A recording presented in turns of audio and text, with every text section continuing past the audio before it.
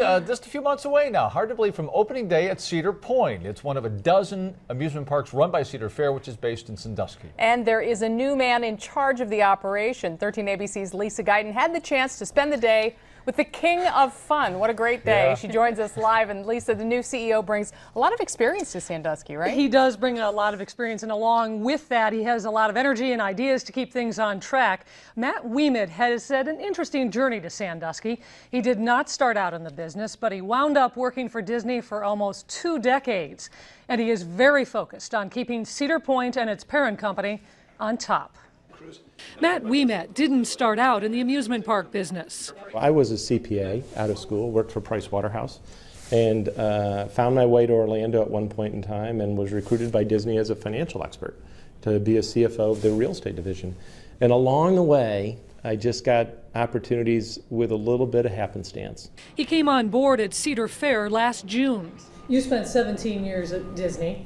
How much of that comes with you? And it really is comparing apples to oranges, but there is some overlap. Yeah, the heart comes with you, right? I mean, if you're in this business for any length of time, and I've been in it for more than 2 decades, you really do have a heart for making sure people are having fun. In January, Ouimet officially took over for Dick Kinzel, who ran Cedar Fair for more than 20 years. Dick Kinzel did an extraordinary job with this company, you know, and over decades, if you will.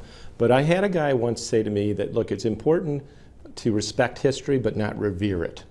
And the difference is that if you revere it and nothing changes, you won't be here in a couple more decades. So what are the plans to make sure Cedar Point and its parent company are still a force to be reckoned with years from now? Do you have any giant plans for any new roller coasters or anything else here at Cedar Point? You know, we always have great plans, right? And the good news is I get to know what they are. And I don't. And you don't. At this point in time, you don't. But this is, you know, we'll continue to invest in this place. And part of the attraction of coming to Cedar Point is having a new big coaster every now and then. Ouimet is excited to be at the helm of an operation he watched from afar for years. I've studied Cedar Fair for more than 20 years. And we did it for 2 reasons. One is because we knew the quality of the parks that were operated here. And the second was they're very good financial managers. I studied their operating margins unsuccessfully for Disney for more than 2 decades to try to figure out what they were doing so right. Even in the midst of one of the worst economies in decades, Cedar Fair was shattering records. Cedar Fair's revenues topped $1 billion last year with record attendance of 23.5 million. 2011 was a good year. Yeah, it really was a good year for us. 2011 and candidly 2010 was too. So 2 record years in a row.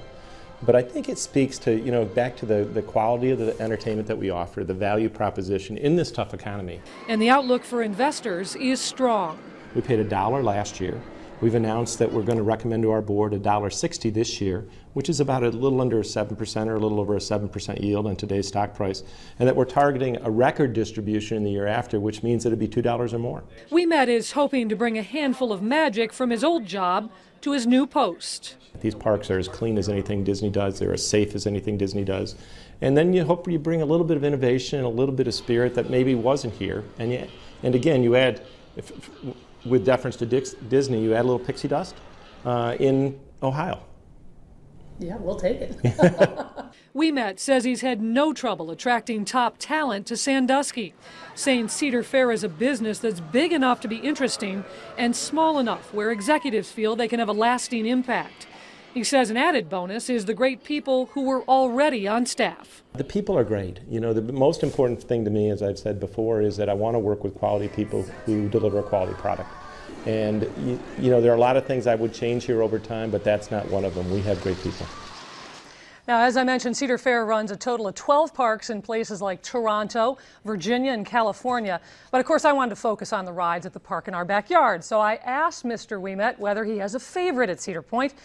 He told me he truly loves them all. He says it's like being asked whether you have a favorite child. He says he has a daughter and a son, and he loves them both dearly.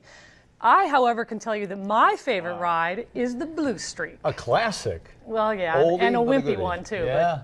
Obviously, so much competition in the amusement park industry, Lisa. And so, Mr. Ouimet, the king of fun, what's he see as the biggest competition out there? Well, interestingly enough, he says that anywhere else you choose to spend your time or your entertainment dollar, like amusement parks, movie theaters, restaurants, and of course there's a lot of competition in that arena right now. He says the bottom line is that they have to offer more compelling entertainment than all of those other places. Of course, a lot of people are going to argue that they have done just that for decades. I kind of thought the King of Fun would have had a zany hat or something else on. He's a button-down king of fun. Right. He was a lot of fun, though, I have to say, and what a great job. Welcome. All right. Thanks, Thanks for Lisa. sharing that, Thanks. Lisa.